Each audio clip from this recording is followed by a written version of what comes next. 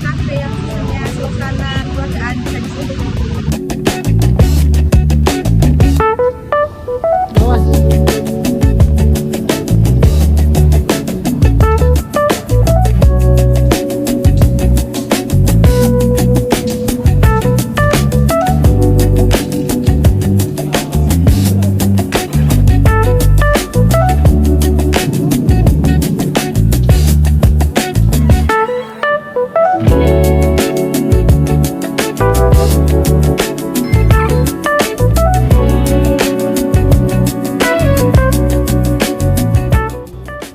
Apa latar belakang Bapak untuk memulai usaha ini, Pak?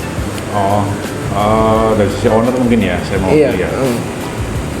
Kebetulan owner kan bisnis di bidang lain ya, selain UMKM di sini di kapal, jasa angkut tambang nikel dan batubara dan pasir dan lain. Satu lagi di bunkering, pengisian olah kapal. Jadi ownernya ini tuh ide awalnya buka ini karena daripada aktivitas di luar, kerja di nongkrong di kafe lain gitu kan. Betul. Ya udah bikin sendiri aja. Mau tadinya iseng mungkin buat menunjang pekerjaan beliau. Iya. Jadi dibikin usaha ini, Pak, ya. Terus akhirnya ya udah coba diseriusin. Kalau boleh tahu ya, Pak, mohon maaf sebelumnya berapa modal awal Pak buka usaha ini, Pak? Kalau setahu Pak lah ya, Pak. Saya sih kurang tahu presisinya. Cuma kalau dari aset register, ya punya data aset register ya, kurang lebih sekitar minimal 200 200 ribu. itu belum termasuk sewa ya. Oh berarti ini sewanya sewa tempat gedung gitu, Pak? Iya, sewa gedung sekitar 300-an. Oh kalau untuk produk Pak, produk apa yang paling utama? Berarti kopi aja gitu, Pak, ya? Untuk makanan Kopi juga? sama makanan ya. Ada daftar menunya, nanti boleh di Ya boleh saya foto nanti, Pak, ya? Tapi emang kalau kafe itu backbone utama salesnya emang di minuman sih, minuman, terus makanan ya ada, tapi penunjang lah gitu. Iya. Kalau untuk target pasar ini Pak, pelanggannya itu apa? Anak muda kah, Gen Z atau apa, Pak? Positioning kafe ini kan sebenarnya family cafe.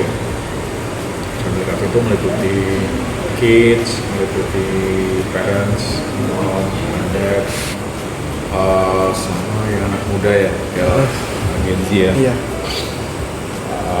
Cuma memang behavior di Batam ini cenderungnya mungkin malam itu jadi buat hangout. Jadi relevansinya tingkat pengunjung yang datang rata-rata Gen Z. Malam ya kira-kira jam 9 udah mulai penuh, jam 8, 9 sampai jam 11. Malam ramai, makanya di Jakarta tuh nggak terlalu ini, jadi siang, pagi, sore itu main rame. Kalau di sini kecenderungannya Malam sekarang ya. mungkin banyak orang kerja di PT, ya, ya kan? Terus mungkin kalau sekarang kan behaviornya itu untuk anak-anak kuliah, yang habis kuliah sama anak yang baru selesai kerja di PT, mungkin mereka self reward ya. Reward capeknya, habis kerja, capek harus kuliah. Ngopi, ngobrol-ngobrol, ketawa-ketawa kecil, mereka udah self reward gitu ini. Berapa Pak karyawan yang kerja di sini, Pak? Ini cuma 6 orang sih, jadi 3 orang ya 7 lah ya. 7 lah, di kitchen sama di bar, ada juga di floor. Kan ada 3 divisi, kitchen, di bar, barista, dan barista ada barista junior, kitchen ada cook, ada asisten cook, para helper deh kan. Kemudian di floor ada waitress, kasir, runner, sama admin. Oh berarti kitchen di atas ya, Pak? Kitchen di atas ya. Kalau kendala sehari-hari Pak dalam usahanya apa, Pak? Kalau ada nggak masalah sehari-hari gitu yang Ya, sering? paling saya harus naik turun gitu ya. terus kompetitor tuh di Batam nih emang lumayan ya, namanya ini cafe Forestry di depan nih seberang, tiba-tiba buka di sebelahnya kafe lagi. Oh iya, saya lihat juga Pak. Iya. Tuh. Saya lihat kok, saingan ketat nih kayaknya, ya kan? Soalnya berdampingan. Ini padahal kan masuk juga kan, trafiknya nggak terlalu banyak lalu lalang. Iya. Tapi ya gitulah, dunia kompetisi di usaha nggak bisa kita atur kan. Kalau strategi pemasaran kafe ini Pak, macam mana Pak? Apa lewat online kah? Ada GrabFood kah atau kalau itu? Ya, udah kita mulai sih kemarin ada GrabFood, Shopee Food, gitu. Udah mulai ada tarikan. Kalau kita ngandelin traffic pengunjung organik, ya saya rasa ini ya kurang maksimal ya. Memang ada rencana kayak sepeda listrik, kopi keliling, tapi nggak jual kopi aja, jualan yang lain. Tapi investasinya mungkin baru bergulir, after kondisinya memungkinkan. Nah, kami kan lagi pindah ke Jakarta, jadi tadinya kan rumahnya dekat sini. Jadi untuk intensitas kedatangan di sini agak jarang, terus fokus untuk perkembangan usaha di sini kan juga butuh ini ya, butuh bonding gitu ya. Kayaknya Jakarta mungkin sini. Iya, capek juga ya kan. Ya. Oh berarti sudah menggunakan media sosial Pak ya untuk kasih apa? Ya, branding gitu. Instagram ada, cuma memang belum maksimal sih ya, artinya skala UMKM ini kan skala UMKM ya, sales segala macam agak tough gitu. Survival ini apalagi tekanan di global, perang ya kan, di nasional lagi kebijakan pemerintahnya tahu sendiri lah ya. Saya sih nggak mau komen ke sana, cuma realitas di masyarakat sih tekanan ekonomi berasa banget. Iya, berdampak ke UMKM juga ya Pak ya? Iya pasti ya, daya belinya pasti turun drastis. Udah dari zaman awal Jokowi ya. Iya. Udah lumayan ribet tuh, karena ekonomi berasa banget. Zaman SBY kalau Pak Prabowo nih sama lanjutan dari Pak Jokowi, jadi belum ini. PR-nya masih banyak lah gitu. Oh berarti cara menarik pelanggannya berarti lewat media sosial atau orang yang kenal juga ya Pak ya berarti ya? Kalau cara menarik pelanggan itu bagaimana Pak? Kalau dari kafe ini, apa lewat media sosial juga ya? Cara menarik pelanggan itu dari media sosial kan kita ada story, ada Instagram feed, pakai Meta Ads, cuma Meta Ads-nya belum dibuat. Kan Meta Ads itu works kalau algoritmanya itu berjalan bagus kalau secara konten tuh firm gitu. Kalau kontennya meledak secara konten di sini saya rasa masih belum optimal banget, jadi saya nggak berani untuk Meta Ads-nya, buang-buang duit. Iya sih. Jadi campaign kan biasanya trial error ya, on-off gitu. Ada 5 campaign misalnya, jalanin testing 5 campaign, kadang-kadang cuma 1 atau 2 yang engagement-nya bagus, ya kan, closing rate-nya juga bagus. Ini kembali lagi tuh bikin campaign-nya. Kalau masalah keuangan Pak, pengelolaan keuangan itu Bapak sendiri ya Pak? Kalau mengelola, untuk mengelola atau langsung kan owner ya? Ini kan ada ini ya, POS-nya ada admin, perangkat kasir ya, Sikri. Jadi saya paling baca rekap, baca laporan, analisa. Ini tahun berdirinya udah lama ya Pak? 2024 September. Oh September, terus kita udah 2 tahun ya Pak ya? 1,5 tahun. 1,5 tahun ya. Sudah berapa banyak keuntungan ya Pak kalau menurut Bapak kalau dari sini Pak? Kalau saya nggak berani kalau itu nggak bisa komen ya, karena memang variabelnya kan banyak ya, agak stagnan lah.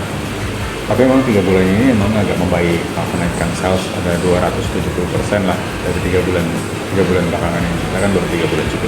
Harapannya sih saya scale up 10 kali lipat, cuma saya juga perlu unsur pendukung gitu, kayak program-programnya emang harus ada keberanian dari owner sih untuk misal penataan ruangan ini kan lampunya nggak ramah Gen Z kan. Iya, kurang menarik ya menurut saya. Harusnya low light Gen Z ya, terus ini agak redup, ada posternya, cuma nanti belakangan lah setelah salesnya ada di parameter tertentu. Dua, kalau kursi udah saya tambah. Yang kedua kayak sepeda listrik kan butuh penambahan aset ya, kita 30 jutaan lah ya.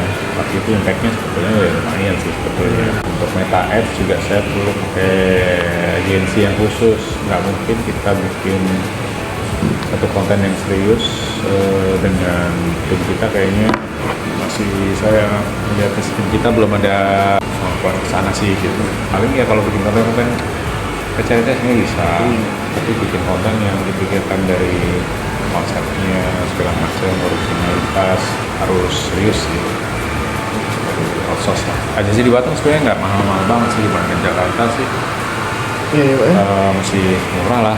Masih relevan lagi ya. Iya. Kalau selama Bapak di sini tantangan terbesarnya Pak untuk jalan usaha ini Pak, tantangan terbesar apakah ada karena saingan kah atau apa gitu tantangan?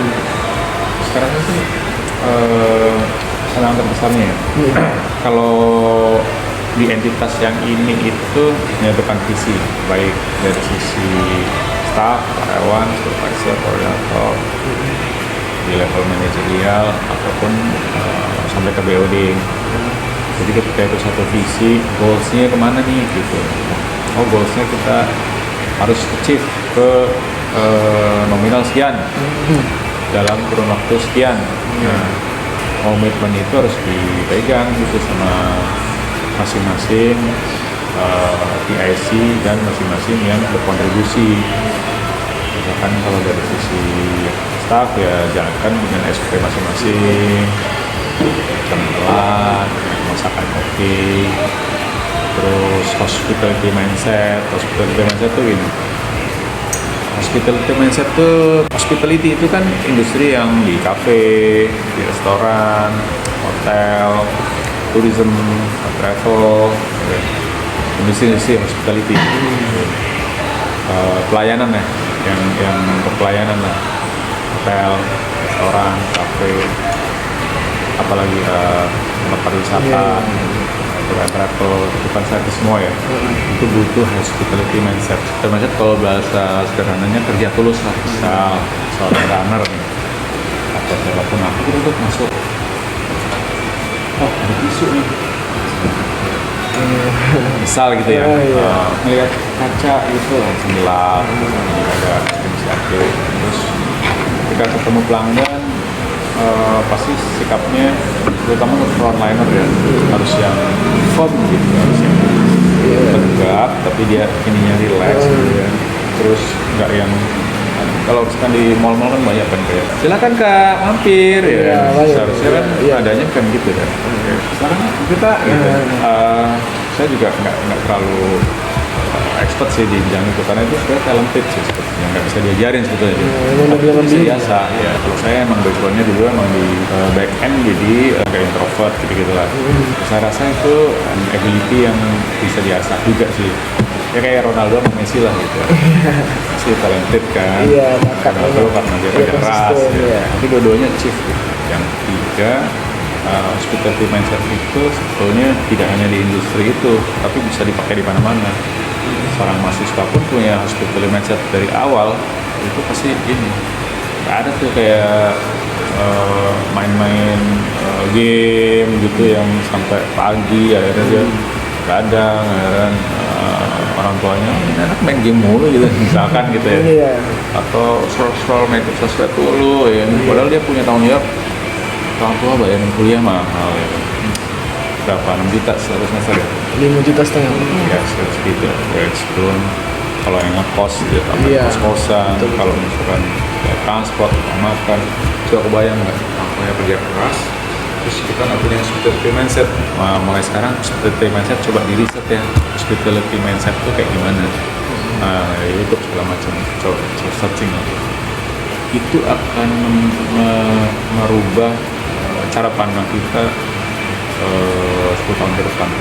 Insya Allah kalau misalnya mindset itu bisa melekat ya, Nas mungkin ya 5 tahun, 7 tahun udah jadi direktur BUMN ya, terus ya, maksudnya di mana ya.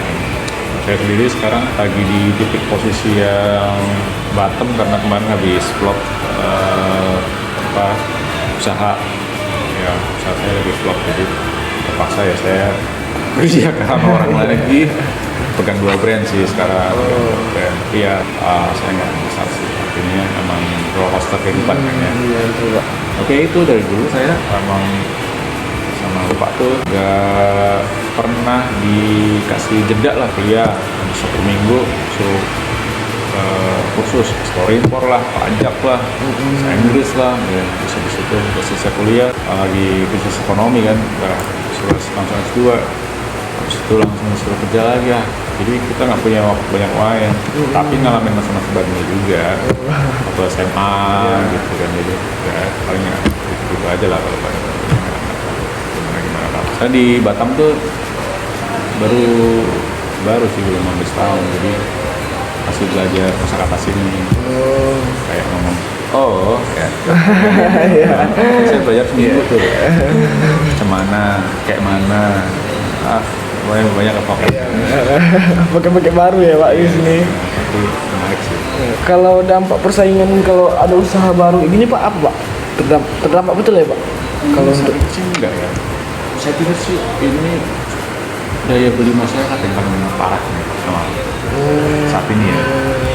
Kebayang nggak masyarakat yang tadinya terutama menengah ya, mereka kan paling banyak ya. Kalian misalkan ada yang buat beli buat rekreasi ke mall cukup, sekarang mungkin cukup buat beli kebutuhan bahan pokok. Terus yang cukup tadi beli buat kebutuhan pokok, akhirnya tergerus lagi beli bahan pokoknya yang benar-benar pokok banget. Kebayang nggak situasinya kayak gitu? Saya rasa sih aduh parah ya, Indonesia ini parah nih, apa tingkat korupsinya mungkin. Jadi ya ekonomi. Iya. Batam nih kalau dikelola dengan baik, saya rasa sih lebih baik Mas. Iya. Dan juga ekonomi di sini jauh loh. Permisi Bang, Ya. ya, maaf mau ganggu waktunya bentar. Kami ada tugas observasi nih dari kampus. Jadi saya mau tanya-tanya gimana pendapat Abang nih tentang kelebihan dan kekurangan dari Cafe Spill the Tea ini. Boleh tuliskan nama panggilan, boleh, terus kelebihan sama kekurangan. Kelebihannya sih banyak menunya sih yang enak-enak. Kalau kekurangannya sih belum ada sih yang dari saya lihat. Oke, dari segi lingkungannya gimana Dari menurut Abang? segi lingkungannya sih pas juga. Mas, oke. Karena have fun juga ya. Ya, have fun Bisa juga sama- ada banyak mainannya. Ya, banyak mainannya juga. Oke. Cukup segitu aja? Oh iya, itu aja sih, Kak. Makasih ya, Bang. Iya, Kak. semuanya. Maaf ganggu waktunya bentar. Saya dari Ibnu Sina, mahasiswa Ibnu Sina. Kami lagi ada tugas untuk observasi gitu kan. Saya boleh tanya-tanya beberapa hal buat ya. Saya mau tanya gimana pendapat Kakak tentang Cafe Spill the Tea ini berdasarkan pengalaman Kakak udah minum atau makan di sini kan, atau ada gak kelebihan atau kekurangan dari cafe ini? Kelebihannya sih tempatnya nyaman ya, kayak untuk nongkrong gitu. Cuman kayak kekurangannya itu kita tuh bayarnya tuh nggak bisa pakai cash gitu, harus kayak debit atau enggak kris gitu. Oh, berarti nggak bisa pakai uang tunai. Itu aja sih. Kalau untuk pelayanannya bagaimana Kak? Pelayanannya ramah. Oke, juga di sini kayaknya tempatnya bisa untuk have fun main game atau Ya. ada permainan. Have fun sih Kak, mau main apa aja bisa, kayak nyanyi-nyanyi kayak suara besar juga nggak apa-apa. Oke, baik Kak. Kalau menurut Kakak sendiri ada nggak saran atau kritik untuk Cafe Spill the Tea ini? Kalau bisa bayarnya pakai cash lah, karena kan juga kita nggak ada ini kan, nggak ada saldo atau pembayaran online tuh kayak kadang nggak bisa gitu. Ya kadang tertunda jaringan juga bisa kan? Iya, bisa juga kayak jaringan nge-lag atau apa gitu, jadi nggak bisa bayar ini kan. Oke. Cukup segitu ya Kak? Oke, terima kasih banyak Kak buat waktunya.